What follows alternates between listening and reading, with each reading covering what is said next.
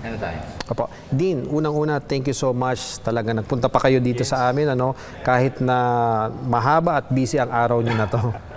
Anyway, Dean, yung pag-uusapan natin ngayon, yung politika, yung sa Senado, syempre malapit na ang SONA. Pero nakita natin itong buong taon na to, nangangalahati pa lang ang taon, nakita natin ang dami na naging Senate President. 3 na sila, actually. And bakit nga ba sobrang higpit ng labanan dyan ngayon sa Senate leadership?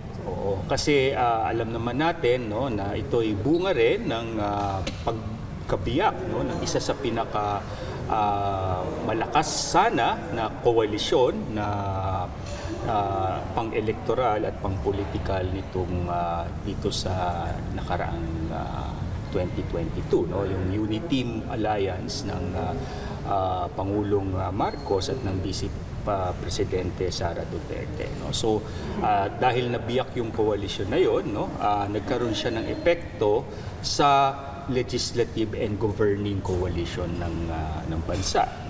At lalong uminit at lalong tumingkad ng hinahinan ng impeachment ang Vice Presidente.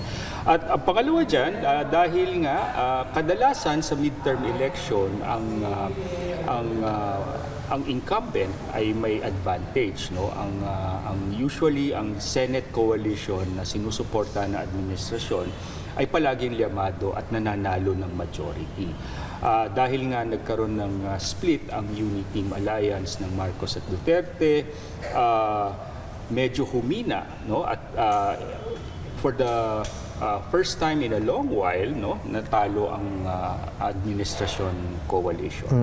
At kinapos sila sa numero. At nakita naman natin na naging epekto noon, kahit na ipasa yung unang impeachment sa mababang kapulungan, ito ay nabinbin dahil sa forthright ni Senate President Cheese.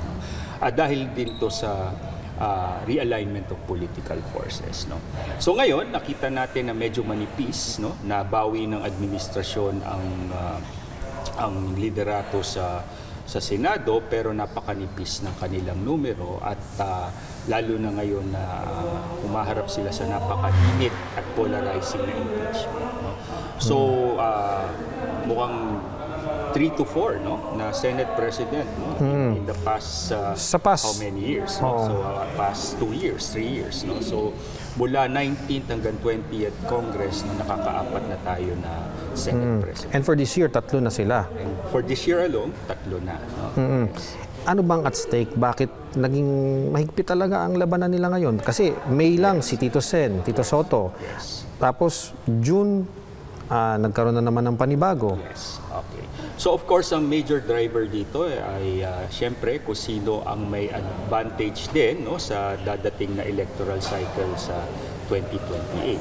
At siyempre, kung sino ang may hawak ng kapangyarihan sa Senado at sa mababang kapulungan ay usually ang may advantage din. At pangalawa dito, dahil nga sa political polarization, dahil nga matindi ang away ng dalawang napakalaking political families, ito ay isang existential na labanan kasi parang winner take all dito sa labanan na ito, at magkakaroon to ng implikasyon hindi lamang kung sino ang uupong pangulo sa 2028 kundi anong mangyayari sa kanila pagkatapos ng termino ni Pangulong Bongbong Marcos. Do you think, Dean, may kinalaman po ba ang impeachment trial ni VP Sara kung bakit nagkaroon ng labanan sa leadership ng Senado? Konting paano lang sa... Favor sa camera daw, Dean.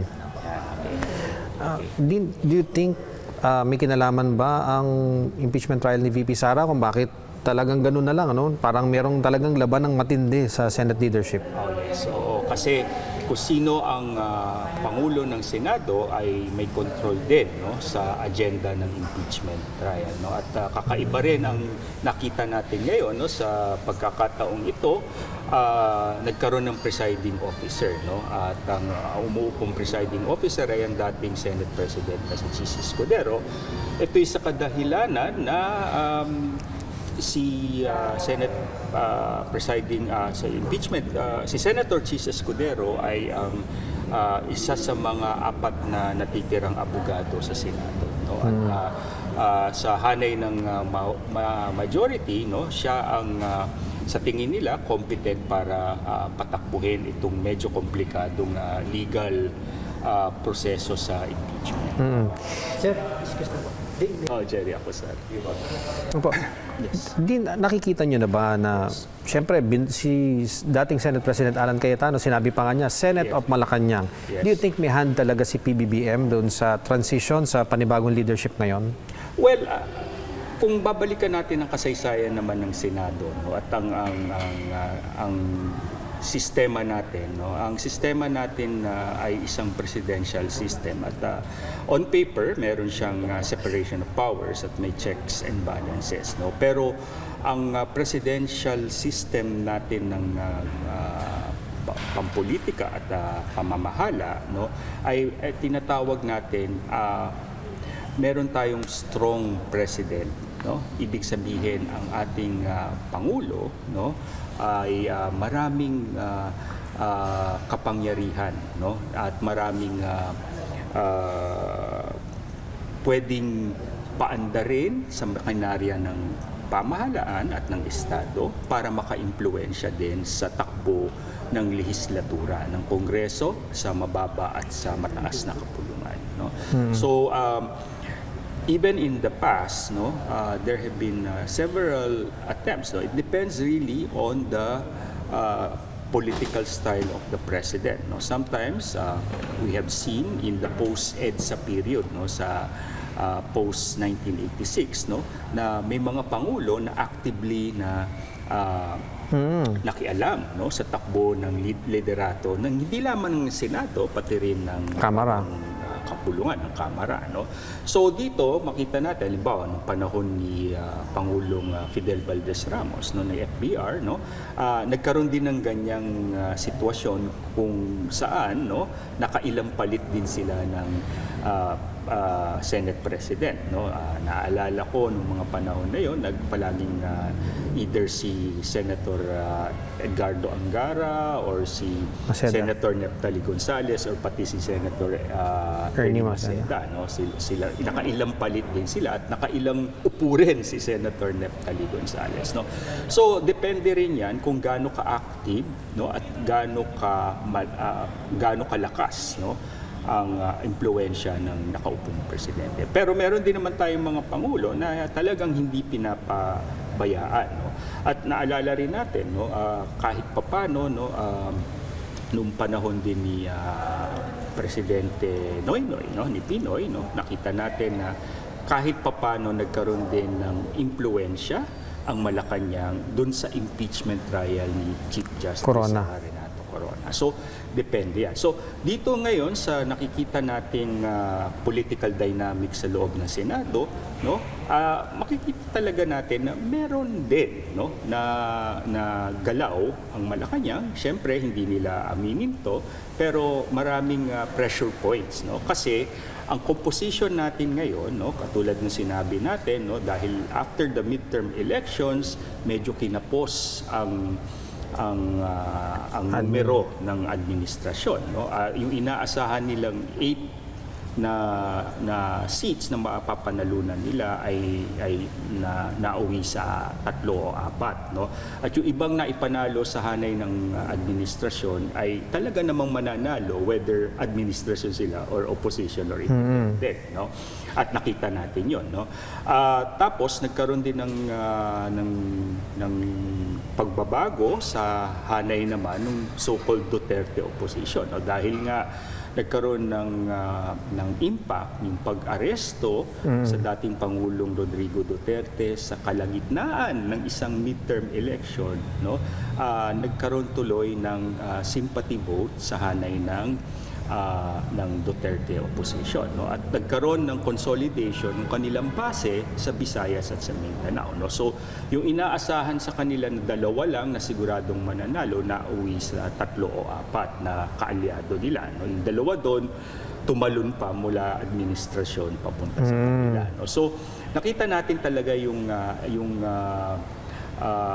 napaka dynamics ng politika natin after the midterm elections. At yan ang nagbigay daan kung saan talagang walang llamado, no, sa mga hanay ng oposisyon at ng administrasyon. Tapos makita pa natin yung so-called liberal reformist na bloke, no, yung dating mga miyembro ng Liberal Party, no, at ang kanilang mga kaalyado, akbayan, no, at iba pa, no, ay napakalakas naman ng kanilang performance din ng midterm election, no. Yung inaasahang hindi nga makakapasok si Senator Kiko Pangilinan, nakapasok. Senator Bam. Senator Bam. Tapos, of course, sa mababang kapulungan, yung akbayan, napakalakas, at saka yung mamamayang liberal. No? So, pumasok din sila, Representatives Chel Jokno at ng akbayan at ni Representative Leila de Lima. So, yan ang bagong latag ngayon. At makikita natin ngayon na ang bansa natin ay politically ay pwedeng i-classify into three major blocks, no? Kasi kung titignan natin yung resulta ng nakaraang halalan, at ito ay nagre-reflect din sa hanay ng Kongreso at ng mga local governments, no? Meron kang solid north, no, pa rin na sumusuporta pa rin sa mga Marcos, no?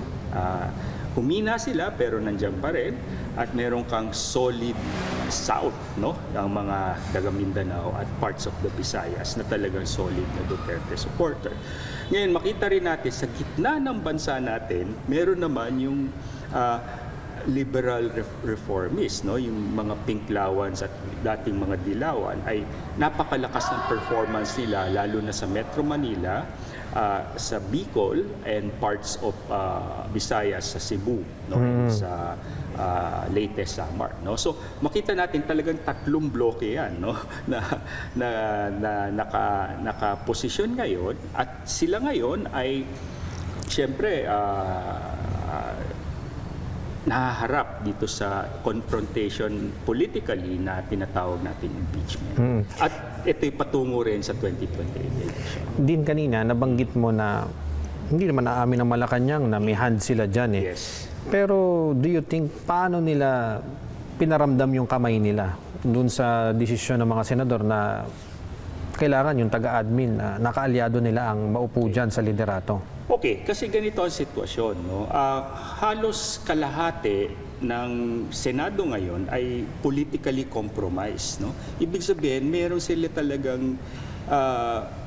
silang controversy, no, at may mga asunto na nakaambang sa kanila, no, nakaabang sa kanila, no. Ito ay whether sila ay administrasyon or opposition, talagang napasok sila sa mga Sa gusot. no, kumbaga talagang ngayon it's so tempting for the administration to use this against them politically, no. Yan ngayon yung sitwasyon, no, kasi whether or not ginusto ng administrasyon or may selective justice or ginigipit sila, talagang politically exposed, no? Politically vulnerable ang karamihan, if not all, of the members of the Duterte bloc. So, yun ngayon yung sitwasyon, no? So, tempting ngayon for the palace to take advantage of this, no? And at the same time, this is being used as a political leverage for them to toe the line, diba? So, of course, sabi ko nga palagi, all is fair in love and politics, no? Talagang ganyan ang laro, no? Now whether gagamitin yan ng Malacanang to their advantage or not really depends on the president. Do you think, dahil nga sabi nyo, may mga nakakompromiso na mga senador, Yes. mga kalahati ito, magiging productive pa ba ang Senate ngayon? Given na yan ang sitwasyon, nalalagasan sila, Yes. and may impeachment sila ngayon, Yes. parating naman yung budget, parang ang dami ng, Yes. sabi na, masyadong puno yung kamay nila. Yes. Actually, yan din ang problema hindi lamang ng Senado, kundi ng buong Kongreso at even Malacanang, no? Kasi naharap tayo sa sunod-sunod, hindi lamang sunod-sunod na krisis, no? Ang krisis na hinaharap ng Pilipinas, hindi lamang ng Pilipinas kundi ng buong mundo ay yung tinatawag na polycrisis, no? Kumbaga ang krisis, sanay tayo sa krisis na sunod-sunod, no? Nagkakapatong-patong, pero ang matindi ngayon ay sabay-sabay ang krisis, no? Meron tayong energy crisis dulot ng geopolitical conflict sa Middle East, no? Na hindi pa rin naayos, no? Tapos meron tayong economic crisis, no? Dahil nga sa inflation, no? At sa kakulangan din ng trabaho para sa bansa natin, no? Sa simula't-simula pa ang naging issue na hinarap ng administrasyon ng Pangulong Marcos ay inflation, ekonomiya, no? At hindi pa rin tayo totally nakaka-address dyan. Tapos sunod-sunod yan, ang natural disaster, no? Nakakalimutan na rin natin na napakalaking pinsala ang naidulot ng earthquake sa Mindanao, no? At iba't iba pa, no? So kumbaga, ang krisis ngayon hindi lang sunod-sunod, sabay-sabay, no? At kailangan asikasuhin yan. And may mga crimes pang malalaki nakasabay na iniimbestigahan. So, of course, merong petty crimes, no? Yung breakdown of peace and order, pero at the same time, yung corruption scandal, pinakamalaking corruption scandal na naranasan ng bansa natin. At ito ay talagang napakatindi dahil dulot ng corruption na ito, hindi lamang yung mga nanakaw na bilyon-bilyon, no? Umabot na ng trilyon, kundi yung epekto nito sa seguridad ng mga komunidad, lalong-lalo na yung exposed, no, sa natural disasters, no? So talagang napakatindi. Ngayon, problema is dahil nga may political crisis, meron ka economic crisis, meron ka social crisis, saan lulugar ngayon ang Pangulong Marcos dahil kumbaga nasa last 2 minutes na siya ng kanyang administrasyon, no? So the soonest na kailangan niyang ipakita na siya ay in control at i-consolidate din niya ang kanyang political coalition, political alliances, hindi lamang sa Kongreso kundi pati sa local government unit. At yan ang dapat niyang i-address sa last 2 years niya. At meron naman mga specific na policy at mga political action na pwede niyang gawin para makabawi siya. Or else, pag hindi niya nagawa ito, pagiging lame duck siya. Itong Senate, ang Kamara, and sabi mo nga, even si Pangulo, 2 years na lang, nasa last 2 minutes. Yes. May malaki pa bang magagawa sila doon sa period na yun? Next year, filing period na, no? Yes. Maging election period na rin. Yun nga, katulad ng sinabi mo, no, may impeachment trial, no, at sabi nila, abutin to ng halos 3 buwan, no, or more. No? The first projection was 7 to 8 months pa.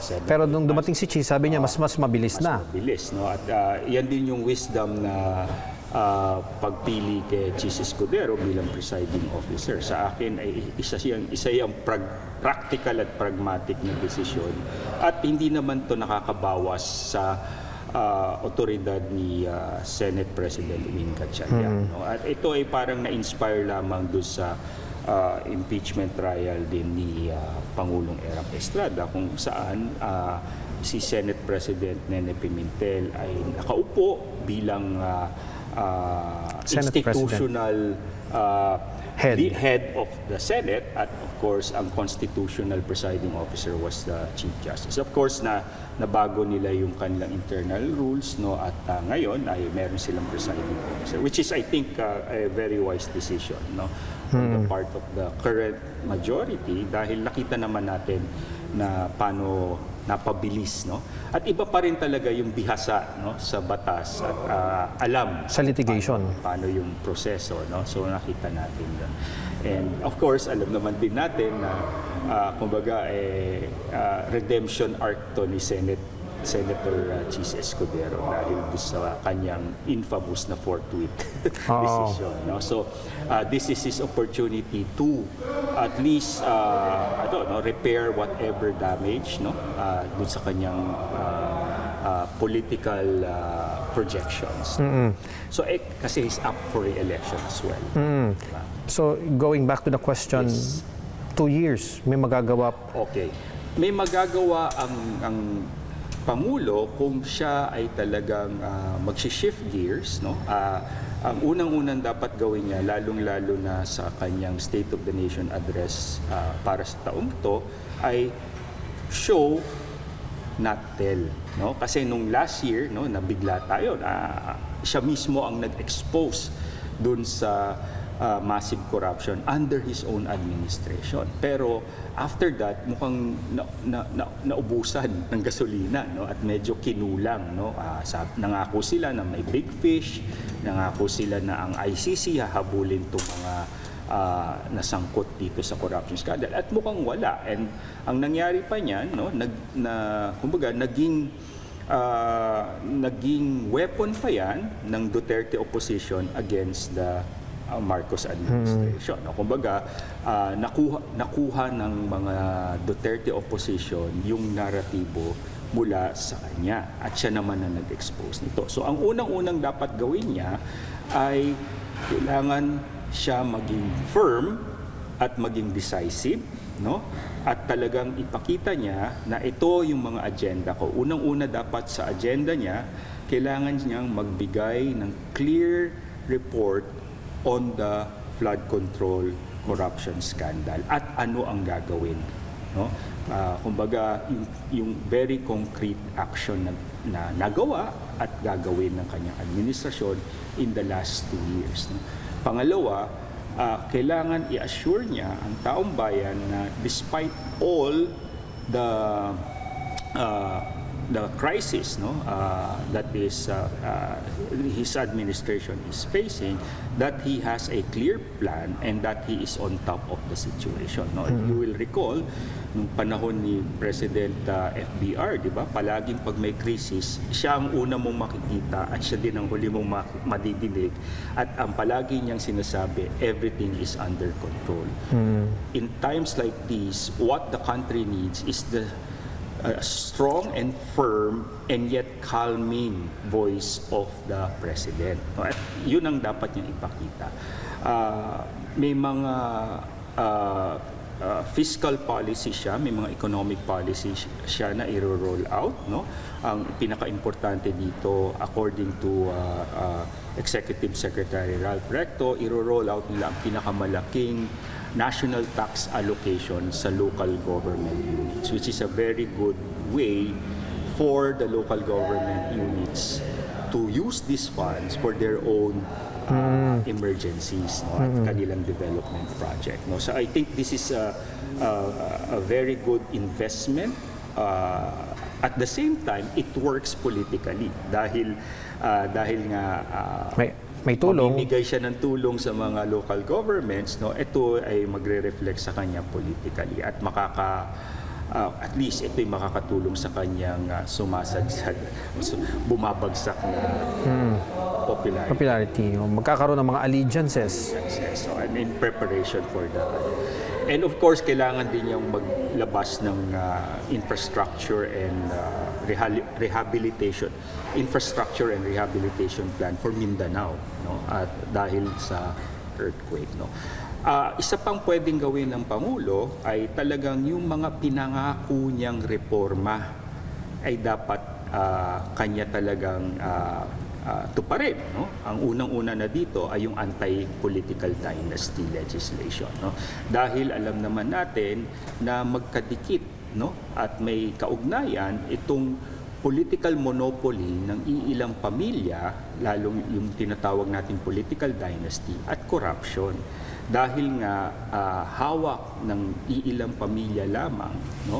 At least 80% of all national and local elective position, nawawala na yung accountability, transparency, and checks and balances. At namomonopolize ngayon ng iilang pamilya ang hindi lamang ang political power, pati yung economic power, no? So, pag ipinasa mo itong anti-political dynasty na maayos, no, at hindi watered down at walang loophole, no, ito ay unang hakbang tungo sa pagreforma ng ating political and electoral system.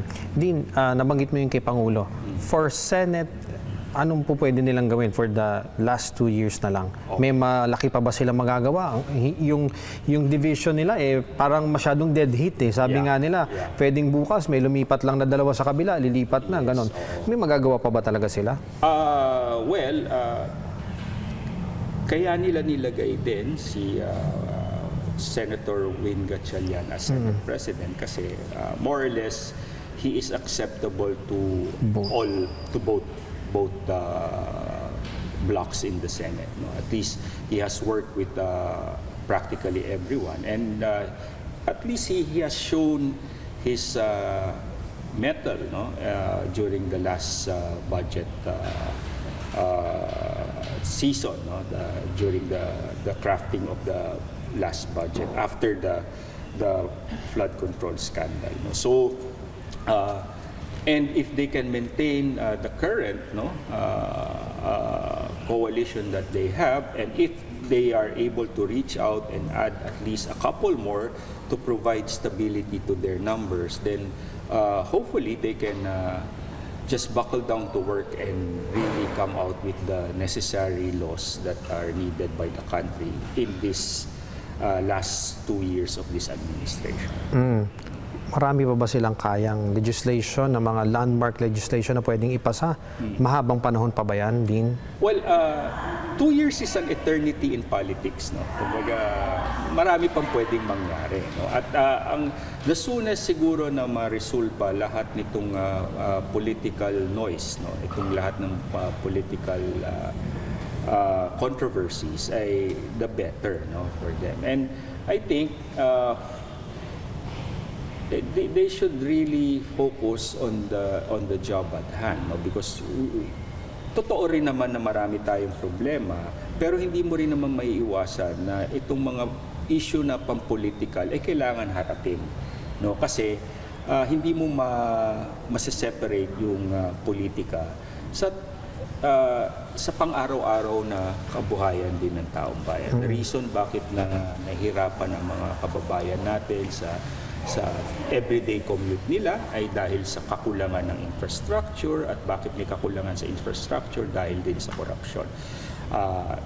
Ba't walang nag-i-invest sa bansa natin dahil sa political noise at political factionalism. So, the soonest ma-resolve lahat din itong mga political issue nito, the better for the country to start thinking of the future and moving forward. Marami kayang masasakripisyo sa mga trabaho ng mga senador kasi nga may impeachment, and then may legislative function sila, may oversight function sila, may mga constitutional mandate sila, and syempre budget season. Masyado na ba talaga silang mahihirapan ngayon? Kasi iba yung time ngayon. Sabi mo nga, extraordinary time ito, no? Ayun nga kasi ang isa pang nagdadagdag ng problema sa sitwasyon natin sa Senado ay mukhang nagiging personal na rin yung away nila, unlike before, may disagreements, pero hindi humahantong sa ganitong klase ng animosity, at dito nakikita natin, may mga senador na palaging pinaparinggan yung kabilang side, maraming kumbaga sinesermonan pa, they should always keep in mind that they have been elected, in the Senate, which has a very long tradition of civility, at statesmanship, Kumbaga, in fact, the word Senate comes from the Latin word which means wise person, And ito dapat ang chamber ng mga mahinahon at mga matatalas ang utak at ang interes, ng buong bansa ang kanilang itinutulak. Back in the days, of course, we have had the great intellectual minds, nila Tanyada, nila Jokno, nila Salonga, nila Recto, So talagang ibang-iba na, ang character ng Senado natin compared to before. Sana maibalik nila. May pag-asa naman at may iilan din naman tayong mga senador na mahinahon, no? At nakatutok sa trabaho. Few points na lang, Dean, yung nangyari nung May 11, doon Yes. na-install si Cayetano. Yes. Tapos May 13, nagkaroon ng putukan. Yes. Ang sinasabi ni Cayetano, under attack ang Senado. Sabi naman ng DOJ, sa investigasyon nila hindi. Do you think sa inyo, sa publiko, sa academe, anong nakikita nyo? Under attack ba talaga ang Senado noon? Well, of course, kakaiba rin naman ang political style ni Senator Alan Peter Cayetano. At alam naman natin, isa siya sa pinakamalapit na political ally ng dating Pangulong Rodrigo Duterte. And of course, ang framing ng naratibo ni Senator Alan Peter Cayetano ay following the typical populist playbook, no? Kasi sa storyline ng isang populist, no, it's an us against them narrative, no? So kaya kailangan mag-create siya ng isang kalaban, no, isang enemy, no? So kaya tamang-tama nung siya ay nakaupong Senate President, the Senate is under attack. Ang kalaban ay Malacanang, ang kalaban ay ang Pangulo, ang kalaban ay yung nasa labas, sinusugod kami dito, no? So that is part and parcel of his populist playbook trying to emulate the former President Rodrigo Duterte. At ito naman din ang kanilang political style, lahat nung nasa kampo nila. No? Na mas nauuna yung Facebook Live, no, kaysa sa isang tunay na press conference. No? Kasi isa din yan sa mga populist playbook na you go directly to the people. You go directly to your constituency. At ang isang tried and tested na pamamaraan para gawin nila ito ay through social media. And subsequently, talo na tayo sa May 14. Nung Yes. madaling araw, few hours lang ng May 13, Yes. nagkaputukan, nag-investigasyon ng initial, and then nawala na si Senator Bato. Anong nakikita nyo to sa pagdating sa accountability and pagdating sa kanya na hinahanap ngayon ng ICC? Yeah. Kaya nga medyo napapakamot ang mga taong bayan dahil si Senator Robin Hood Padilla ay pinapagalitan ang NBI agent na dapat daw harapin niya lahat ng asunto niya. Pero alam din naman ng karamihan na tinulungan ni Senator Robin Hood Padilla makawala o makatakas si Senator Bato. No? So, no, isa yan sa mga kailangan harapin in terms of accountability. No? Itong mga pagkatakas ni Senator Bato, no? At of course, yung iba pa mga kaso na katulad nga na sinabi ko, hinaharap ng mga politically compromised or politically exposed na mga miyembro ng Senado. Laging tinatanong din ng mga netizen, talaga bang yung pagpapalit ng liderato ay may kinalaman mainly sa impeachment trial ni VP Sara? Anong tingin nyo din? Siyempre kasama yan, no? Lalong-lalo na pag manipis, no? Manipis ang numero, no? At isa sa mga controversial na decision na kailangan harapin din ng Senado bilang impeachment court ay yung threshold. Kung ito ba ay 16 or mas mababa pa sa numerong yun, no? Of course, in the meantime, no, ang desisyon, ang opinion ng presiding officer na si Senator Chis Escudero, 16 ang boto.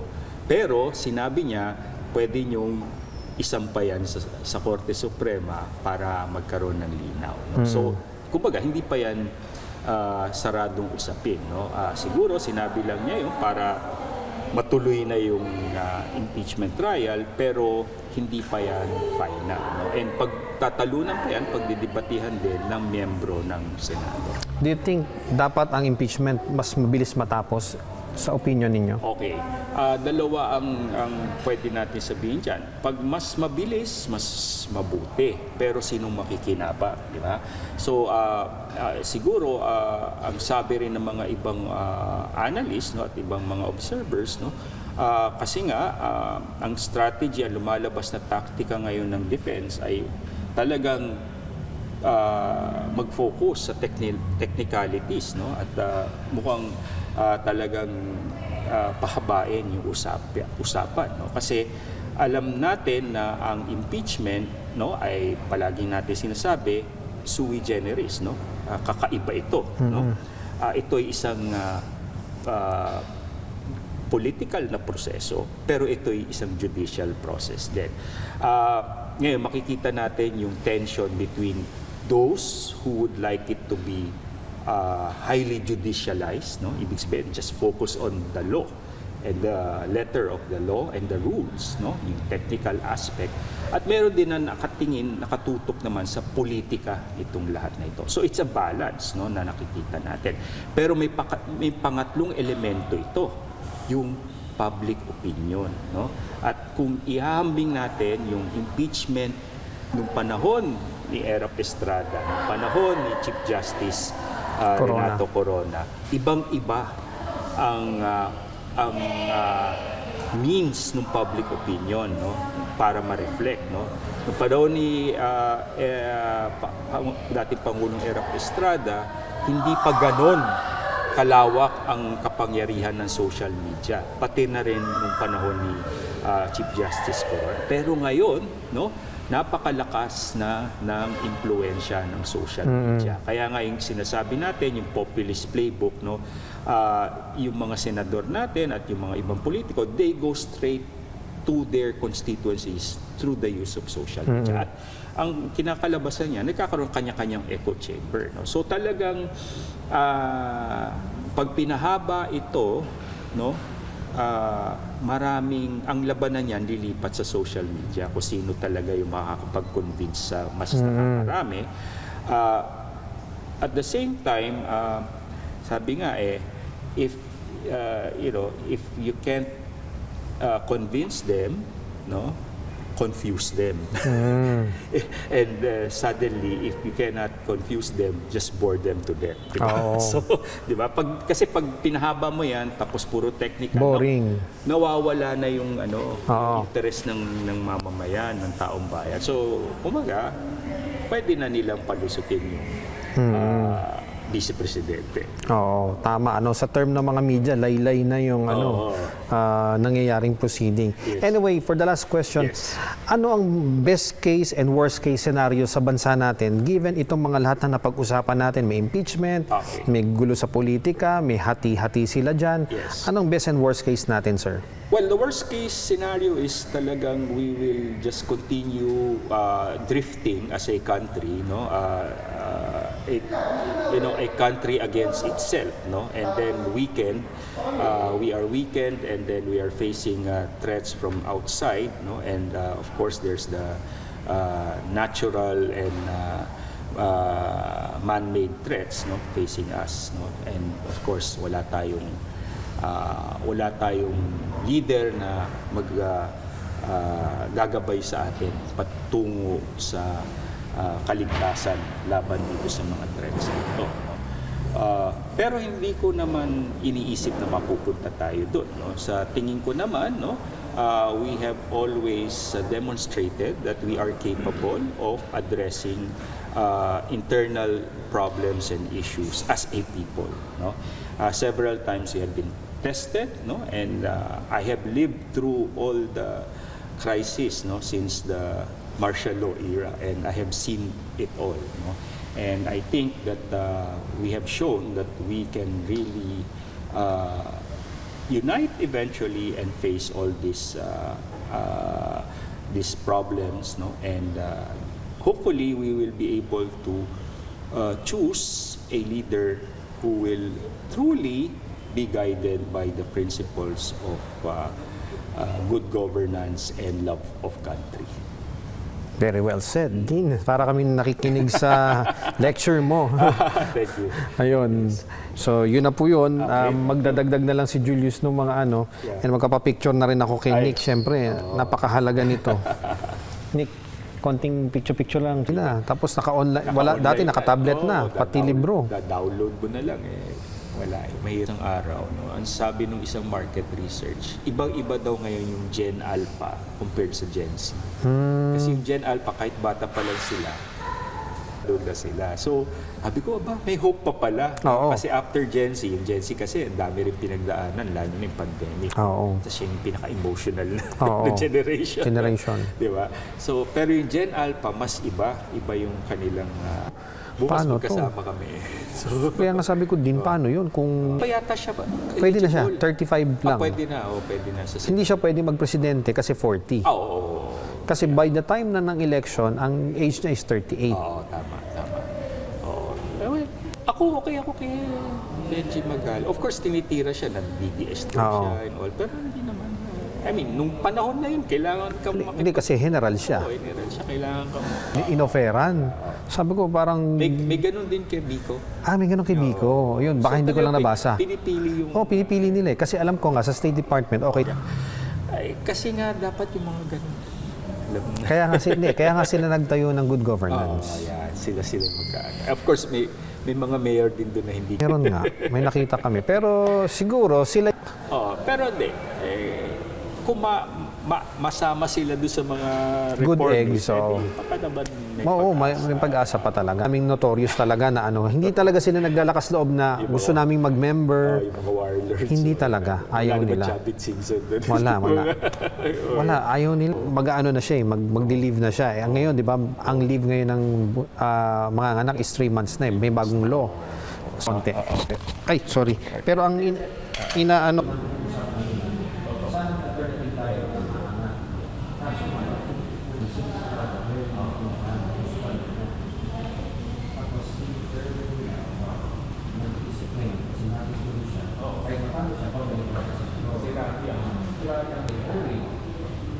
Pero ako sa tuloy na program dito.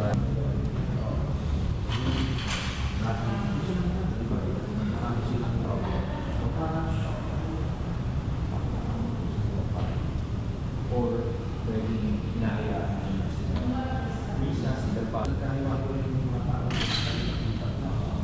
yung mga dati na minsan kasi ma'am talaga moving sila.